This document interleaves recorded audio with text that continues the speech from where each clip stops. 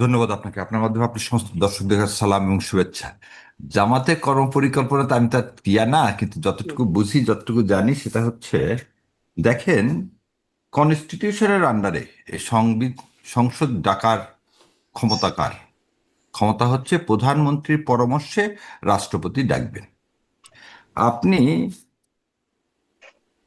July implementation অর্ডারে দেখেন, প্রথমে জামাত ইসলাম এবং এনসিপি কেন জুলাইকে সাইন করতে চেয়েছিল না, সেটা হচ্ছে ইমপ্লিমেন্টেশন কেমন করে হবে সেটা যতক্ষণ পর্যন্ত নির্ধারণ না হয়, সেই জন্যে তারা সাইন করতে রাজি হয়নি। এবং যখন রাজি হলো, সবার শেষে দেখেন তারা কিন্তু এনসিপি সেদিন এসে সাইন করলো। কিসের উপর ভিত্তি করে? ইমপ্লিমেন্টেশন কেমন করে হবে তার থেকে। খুব ভালো কথা। আজকে আপনি অর্ডার 10-এ বলা আছে আপনাকে 2টা সংসদ ডাকতে হবে। তাহলে রাষ্ট্রপতি একটা সংসদ ডাকলেন, সংসদ ডাকলেন, পার্লামেন্টারি যে সংসদ সেই সংসদটা ডাকলেন। আর এই সংস্কার কমিশনের সংসদটা ডাকলেন না যে। এবং এটা বলা আছে, এটা ম্যান্ডেটরি কি 30 দিনের মধ্যে আপনাকে ডাকতে হবে।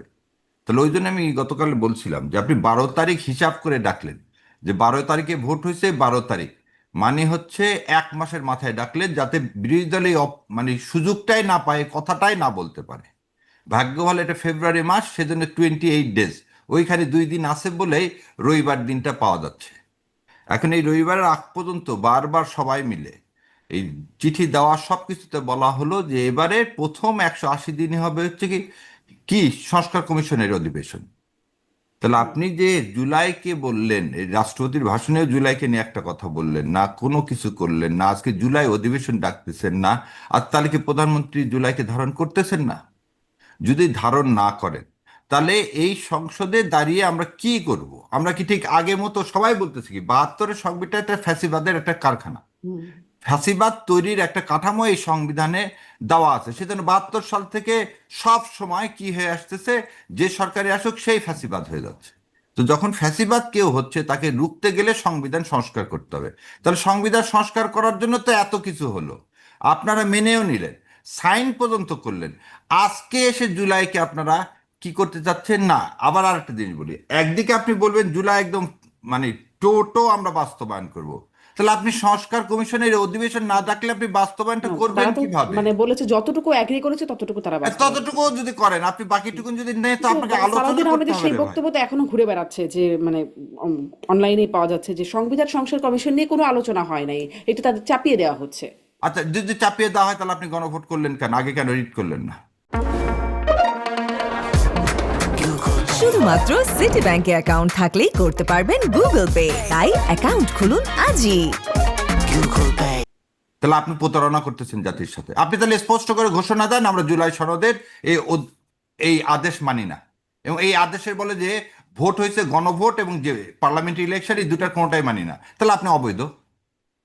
তাহলে এই এই জাতীয় সংসদ যে আগামী রবিবার থেকে চলবে, এটা তো অবৈধ সংসদ। আপনি তো সাইন করলেন রে ভাই, আপনি তাহলে না, সাইন এটা তো তারা করলেন। মানে, এটা কেন অবৈধ? এটা তো সবাই মানে জাতীয় না না, সংসদ তাহলে নির্বাচন। মানলে আপনি ডাকতেছেন না কেন? 10 ধারা অনুযায়ী আপনি তাহলে সংসদ অধিবেশন ডাকতেছেন না যে। আপনি মানলেন, তাহলে আবার আবার একটা জিনিস দেখেন, তেরো তারা তারিখ তো আসলে সংবিধান অনুযায়ী সব করবে, সেটা তারা বলছে যে সংবিধান লঙ্ঘন করবে না, বা বিএনপির বক্তব্য যা শুনছি। আচ্ছা, বিএনপির বক্তব্য কোন সংবিধানের? কাল মাসুদ ভাইয়ের বিদ্যমান সাথে সংবিধান। আমাদের এই সংবিধানের মধ্যে তো আপনি নাই। এই সংবিধানে কি ইন্টারিম গভর্নমেন্ট আছে? নাই। ইন্টারিম গভর্নমেন্ট মাসুদ ভাই এসে দিছে। এই গণভোট আছে? নাই। 29 সালের আগে এই ভোট আছে? নাই। আপনি প্রাইম মিনিস্টার, আপনি একটা জিনিস, স্পিকার সাহেব কোথায় আছে? যে এটা কিন্তু সাংঘাতিক কোশ্চেন। কিন্তু তারা তো আসলে ডক্ট্রিন অফ নেসেসিটির আওতায় এটাকে মানে মেনে নিল না, সবাই তো এটাকে আসলে স্বীকার ডক্ট্রিন করে অফ তখন নেসেসিটি তো আর আদালতের। কনস্টিটিউশন না, না, ডক্ট্রিন অফ নেসেসিটি তো কনস্টিটিউশন আছে। ডক্ট্রিন অফ নেসেসিটি 106 যে প্রধান বিচারপতির আন্ডারে নিলেন, সে প্রধান বিচারপতিকেও জোর করে সরাই দিলেন কোন কনস্টিটিউশনের আন্ডারে? ও বেচারার কি দোষ? প্রধান বিচারপতি যদি বলেন যে রাষ্ট্রপতি তো একটা পদ, তো প্রধান বিচারপতিও তো একটা পদ, তো তাকে সরায় দিলেন। শেখ হাসিনাও বুঝলাম ফ্যাসিস্ট, শেখ হাসিনাকে সরায় দিলেন, তাহলে মোস্তাকের মতো ওখান থেকে একজন এমপিকে আপনি প্রধানমন্ত্রী বানাতেন কনস্টিটিউশনের মধ্যে থেকে। আপনি কেন প্রধানমন্ত্রী হলেন? তাহলে আপনি প্রধানমন্ত্রী হয়ে এক মানে ওই যে এটার কথা বলেন না, যতটুকু আমার জন্য, তখন আমি কনস্টিটিউশনের মধ্যে। এখন constitution থাকবো কেন? আমি তো 2/3 পেয়ে গেছি, নাহলে তো আমি ফ্যাসিস্ট মনস্টার হতে পারবো না। আবার একটা জিনিস আজকে বলি, আজকে প্রশাসক নিয়োগ দিচ্ছেন আপনি আবার। এই প্রশাসক নিয়োগ দিলেন কোন অর্ডিন্যান্সের আন্ডারে? এই অর্ডিন্যান্সের তো ইয়া নাই, সংবিধানে কোনো বিধান নাই। প্রশাসন দিলেন, তাহলে ইউনুস সরকারের 133টা অর্ডিন্যান্স খুব ভালো লাগতেছে, কিন্তু আবার কনস্টিটিউশনাল অর্ডিন্যান্স দেওয়ার তো ক্ষমতা নাই। কারণ এই পঞ্চম সংশোধনী রায়ে কি বলছে, এটা ইউজারপার হয়ে যাবে ইউনূস সাহেব, সেই রায় তো এখনো বহাল, তাহলে আচ্ছা, ইউজারপারের জি। আদেশগুলো তো সব কি হবে, অবৈধ। ব্যারিস্টার শাহরিয়ার কবির, আইনি ব্যাখ্যা আপনিও যেমন দিতে পারেন, আর এক পক্ষের আইনজীবী এসে তিনিও আসলে যৌক্তিক খুব শক্ত ব্যাখ্যা হয়তো দিয়ে দিতে পারবেন। এখন ফলে পর্যন্ত কিন্তু দেয়নি, হ্যাঁ, দিতে এখনো পারেনি। পর্যন্ত দেয় নাই। এবং মাসুদ ভাই বলুক যে এরা এই সংবিধানের মধ্যে, এটা পুরাপুরি শোনেন, হুম। বিএনপি যেটা করতেছে তারা এই সংবিধান দোয়াতে এমন প্যাচের মধ্যে নিজেরাই পড়ে যাচ্ছে, এরকম হলে থাকতে পারবে না, তাহলে রাজপথ ছাড়া কোনো গতি নেই। এবং এটা 96 সালে কি হয়েছে, রাজপথে যেতে হয়েছে তত্ত্বাবধায়ক সরকার ব্যবস্থার জন্য, তো ওনারা আবার জুলাইয়ের জন্য যদি যেতে হয়, ওই সময় ছিল না কোনো টাইম লাইন। এখানে 180 দিন আছে, 180 দিনের মধ্যে করতে হবে, যদি 180 দিনের মধ্যে আচ্ছা, যদি না করে তাহলে কি হবে, লেজিটিমেসি থাকবে না। আচ্ছা, আমি একটু জনাব মাসুদ কামাল আপনার কাছ থেকে এই প্রসঙ্গে শুনতে চাই, জামাত যে হুঁশিয়ারি বা হুমকি দিচ্ছে সেটা দিয়ে আপনি কি বলবেন।